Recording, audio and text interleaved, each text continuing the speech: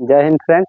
आज हम class 10th के संस्कृत के टॉपिक देखेंगे, जिसमें पहला चैप्टर है किताब के आपका, जो क्लास के लिए भी इम्पोर्टेंस है और मतलब एग्जाम व्यू से भी काफ़ी इम्पोर्टेंस है। इसमें हम क्लास के लगभग इम्पोर्टेंस टॉपिक डालने का प्रयास किए हैं, जिसका देखिए चैप्टर का नाम मैंने प्रथम चैप्टर है, जिसमें चैप्टर का नाम है मंगलम, जिसका अर्थ होता है कल्याणकारी।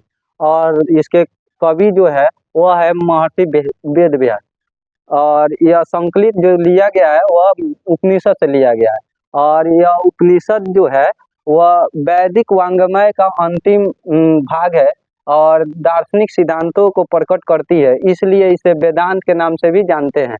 और वैदिक वांग्मय का जो अर्थ है ये क्या होता है, तो वेदों से संबंधित होता है। वैदिक वांग्मय का जो अर्थ होता है वह वेदों से संबंधित होता है, इसीलिए उपनिषद को वेदांत का भी नाम से जानते हैं।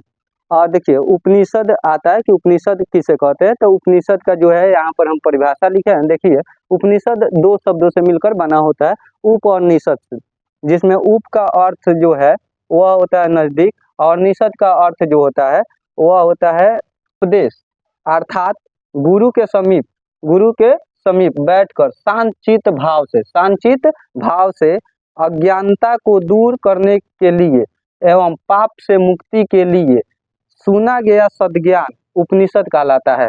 अर्थात देख लीजिए उपनिषद दो शब्दों से मिलकर बना है, जिसमें उप और निषद है।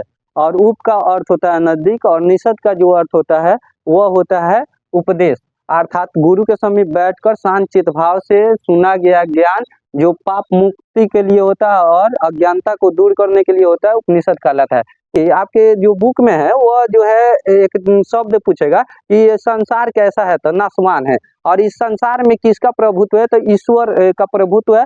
और इसी के कारण ही परम पुरुष भी ईश्वर का गुणगान करते। और देखिए हमारे अध्याय में जो है 4 उपनिषद की चर्चा है, जिसमें जो है ईशावास्य, कठोपनिषद, मुंडक और श्वेताश्वर है।